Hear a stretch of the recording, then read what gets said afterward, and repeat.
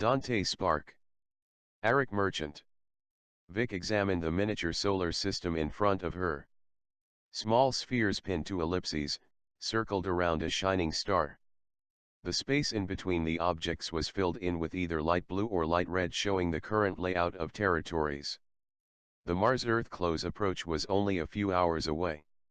As it grew closer, tension was mounting. Vic could feel the fear in the room.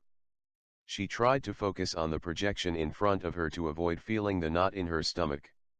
"Archivist," came a voice from behind her. She turned to see Admiral Cho, dressed in full uniform and standing rigid, as always. "We are ready when you give the final order." "Understood," she said.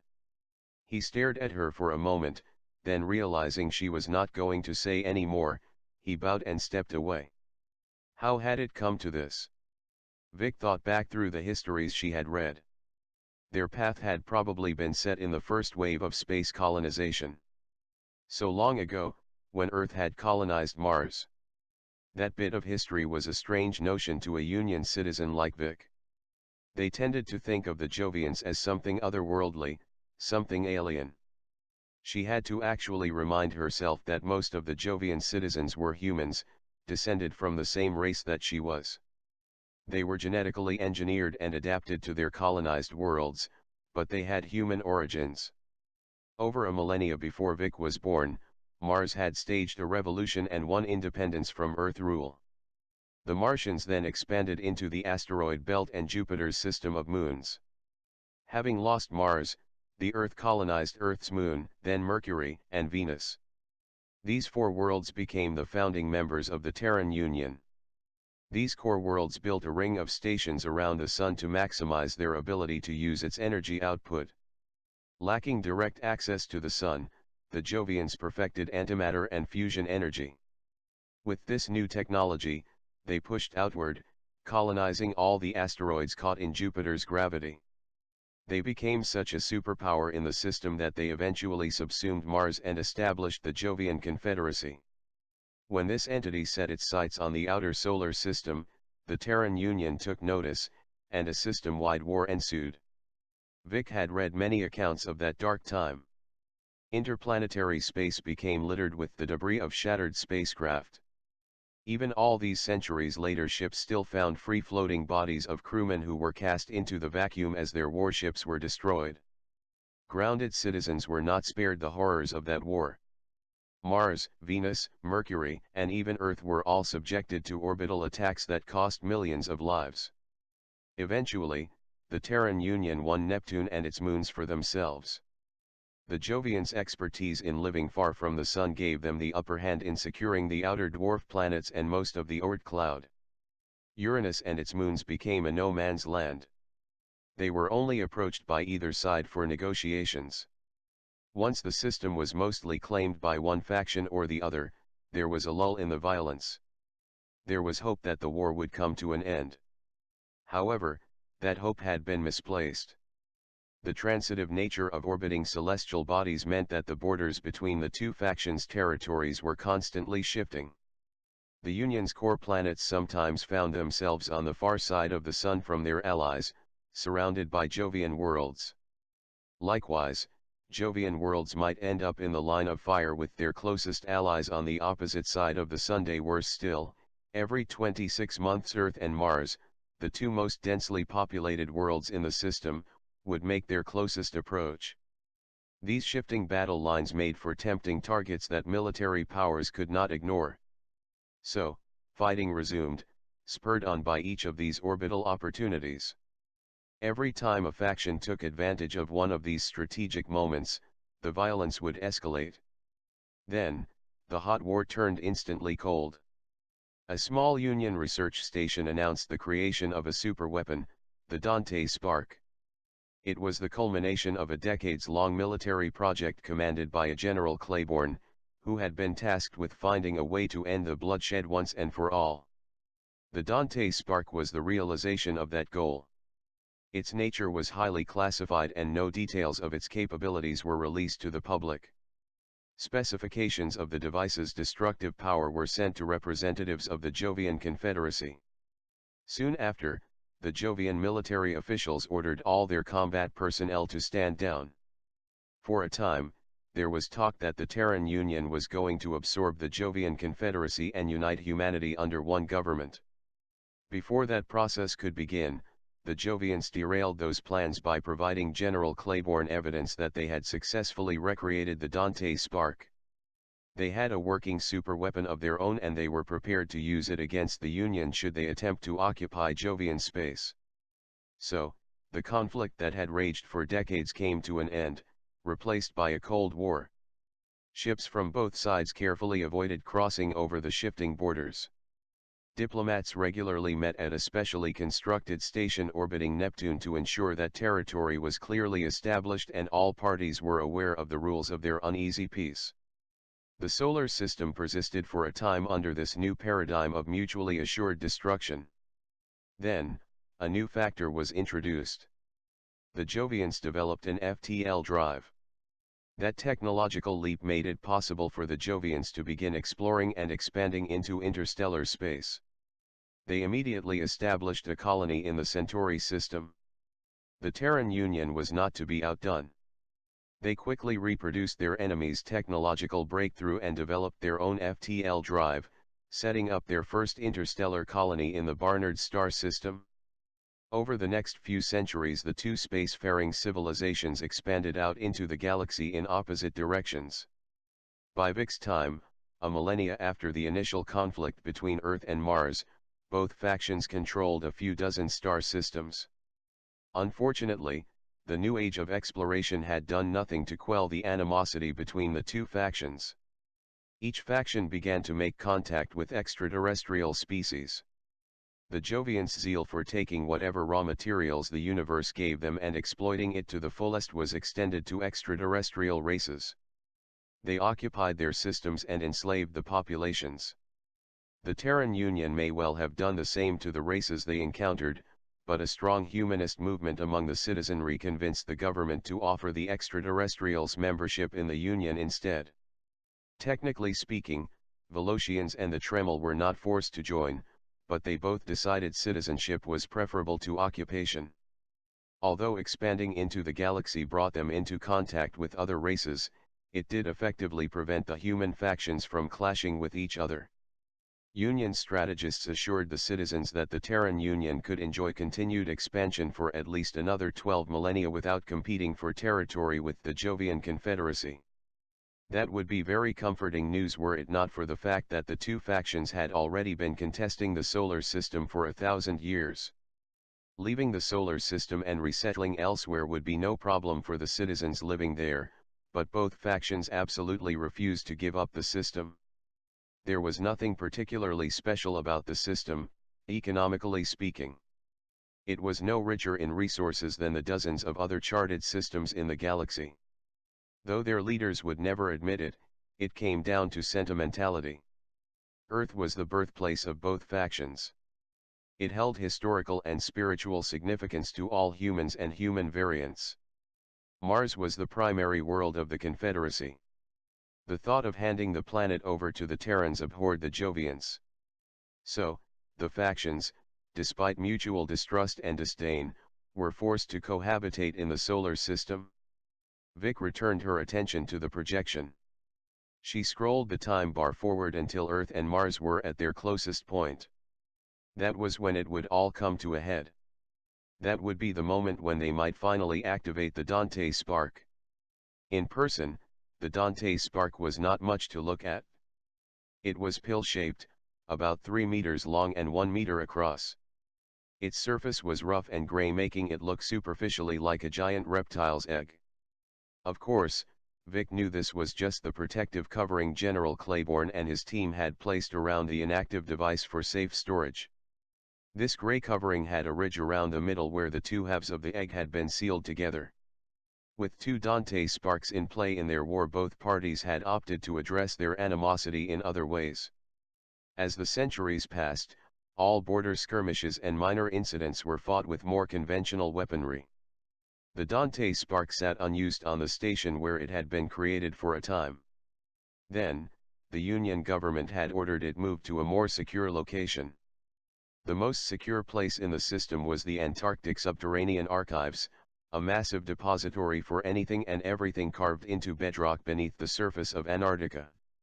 The archives were home to many items that could inspire both curiosity and fear: ancient literature, royal jewels, legal documents, embryos from extinct species, nuclear weapons. As chief archivist, Vic had been in charge of keeping these items and the Dante spark secure for over 30 years. Even she had little knowledge of what the egg-like seal actually contained. It had arrived at the archives with a data chip containing instructions on its care and handling, directly from General Claiborne. Vic had reviewed his instructions many times. He assured the handlers that the device was of no danger as long as it remained sealed and unarmed. So, it could be safely transported to the archives and returned to the station should it ever be called upon to fulfill its purpose. There was no shortage of theories on the nature of the Dante spark. What they did lack was details on its design and creation. They knew that it was about 800 years old. Some believed that any dangerous material within may have long since become inert. But others were quick to point out that many materials remain unstable much longer. A conspiracy-minded fringe believed it was a doomsday device, designed not just to kill off one faction, but to go beyond that. It might cause space to undergo a phase transition, altering the very laws of the universe and rendering it uninhabitable. Maybe it would send out an energy pulse that could denature the complex molecules of all living things. Perhaps it would create a black hole and draw in the entire solar system. The Tremel believed that Claiborne had opened a communication channel directly with the universe's creator deity. Although, this idea was largely ignored among the humans and Velocians. General Claiborne and his team had been so vague in his descriptions of the device's power that almost any theories could be equally plausible. All that was known to Union citizens was that the Jovians feared the Dante's spark as much as they did. The almost mythical object sat in an empty room, separated from Vic and the others by a transparent carbon nanotube reinforced wall. The crew of the station had all been staring at it for the last few minutes, reverent. Looking around, Vic saw many Union worlds represented in the room. There were even 3 Velocians among the crew complement. Not surprising, since the Velocians had a penchant for the sciences and were very good at quick decision-making in tense situations. Admiral Cho must have decided their presence on the station was prudent. 1 hour until opposition. Admiral Cho reminded Vic. The station was placed at Earth's second Lagrange point, the null gravity point just beyond the Earth's orbit.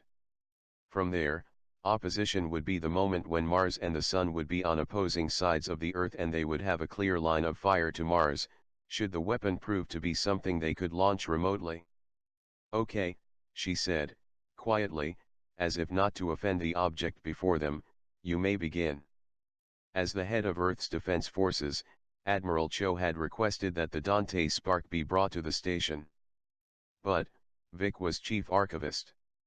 Cho could not perform any action regarding the device without her permission. Cho nodded to the nearest Velocian. The alien tapped at controls with a clawed hand. Robotic instruments descended from the ceiling and slowly approached the object. A red laser beam began to drill into the ridge between the 2 egg halves. Claiborne's instructions were very specific. Vic reminded Cho. A laser drill must be used to cut away at the seal to a depth of 14.3 centimeters in a nitrogen atmosphere. Then, the halves must be separated very carefully. Admiral Cho nodded. He knew all this already, but he appeared sympathetic to Vic's need to feel like she was contributing. Now that the object was here and the process of opening it had begun, there was not much left for Vic to do. The ultimate decision to launch the Dante spark or stand down would be Admiral Cho's. However, as an archivist and a historian, once it was open, Vic may be able to lend some context to whatever they found inside. It took the laser drill over 2 hours to completely remove the seal. By that time, Vic had resorted to pacing. She caught Cho looking at her and hated herself for the outward sign of her nervousness. She may have been in charge of caring for the Dante spark, but she had never had reason to fear it. She had spent her career in the most secure facility in Union space. Vic was unaccustomed to being on space stations designed for combat. Then again, with the Dante spark about to be active, there would be nowhere safe in the system, possibly the universe. Vic couldn't believe things had escalated this much. As the planetary close approach drew nearer, tensions had increased exponentially. In the last few weeks, they had erupted into violence all along the border.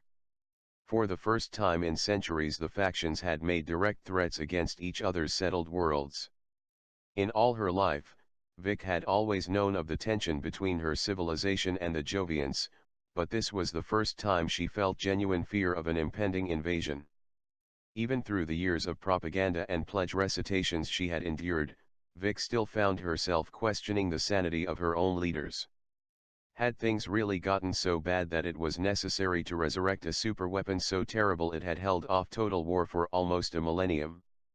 The Dante spark was here. This was not the time for her to second-guess her decision to release it. At the time, she had abetted her doubt by reminding herself that the leaders knew more than she did. If they felt it was necessary to call on the Dante spark, then that must be the case. And yet, she still did not know what they intended to do with it.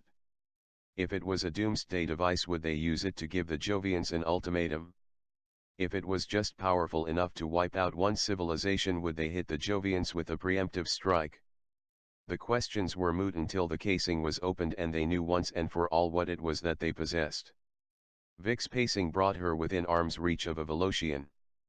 They were the only other bipedal intelligent species that humans had so far encountered. The similarity with humans ended there. Their arms extended from a headless torso. Eyes and a mouth were located on the top of the central body mass. This Velocian's mouth was covered with a device that allowed it to render human speech. "Excuse me," she said uncertainly. This was her first time addressing an extraterrestrial. She had not seen any humans address the Velocian verbally, but she assumed it could understand her. "Do you know how much longer the process will take?" "My instruments indicate it will be completed in 2 minutes and 14 seconds. The alien replied. "Oh. Thank you. What do you think we will find inside?" she asked. It may not have been the best time to try to strike up a conversation with an alien, but it was an opportunity she could not resist. "I have very little data from which to render a hypothesis." A sensible answer. "If it is a doomsday device, do you think we will launch it?"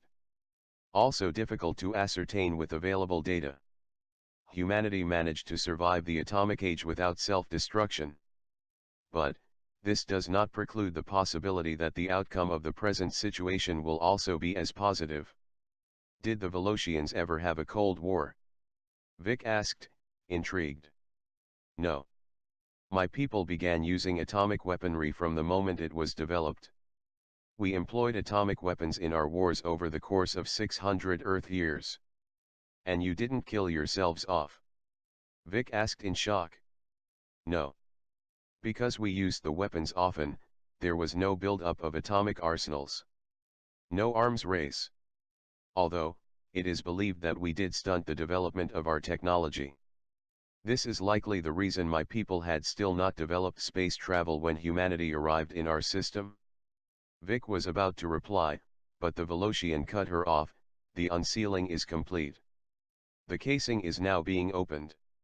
Vic walked quickly back to the transparent wall. Robotic arms gently held the two halves of the casing. Bit by bit, they slowly pulled the halves apart. Thinner robotic arms slipped into the opening to grasp whatever it contained, so it did not fall to the floor. After an insufferable amount of time, the halves were totally removed and a silver box was left behind, cradled by robotics. "Can we scan the contents?" Admiral Cho asked. The casing had been too dense for any scanning technique to tell them what was inside. "Already complete," said the Velocian. "You might want to see this." He walked quickly to the Velocian's control console and examined the readings. "Go ahead and open it," he said, stoically. The robotics went to work opening the silver box. From within, emerged a green bottle.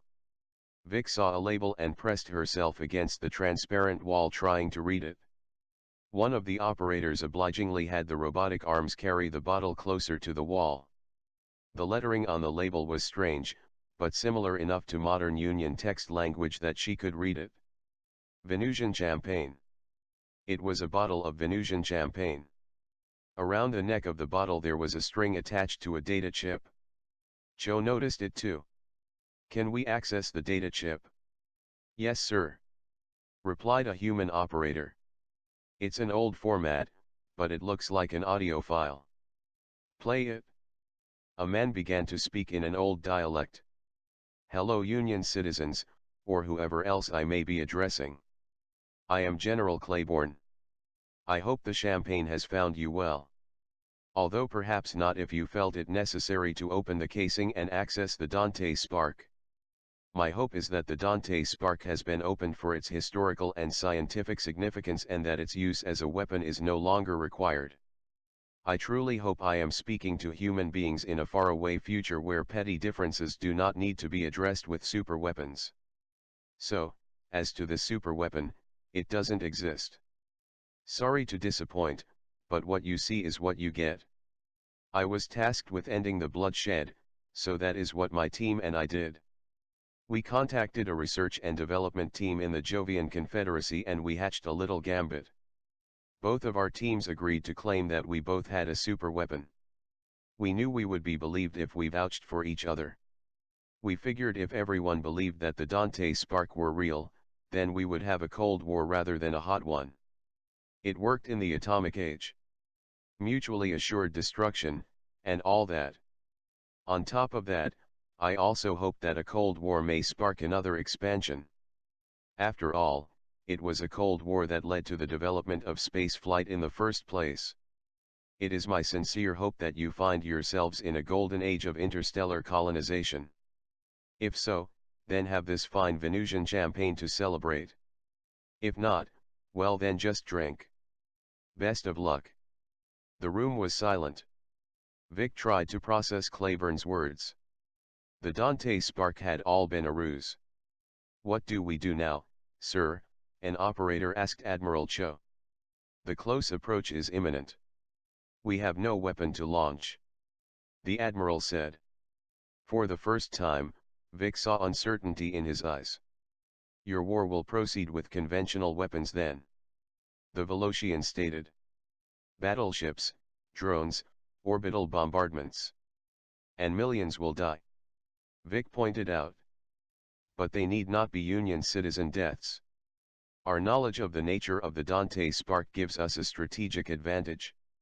We could launch a first strike." "No," Vic yelled at the Velocian. "There has been enough of that." She turned to Cho. "Admiral, tell them. Contact the Jovians. Tell them that their Dante Spark is a ruse. Call for a negotiation. A cessation of hostilities. They won't listen to us. They won't work with us." Cho said. "They might. They did once. Their research team worked with Claiborne. He recognized that the Jovians have the same fears we do and by collaborating with them, they prevented a bloody all-out war. Their collaboration that was their superweapon.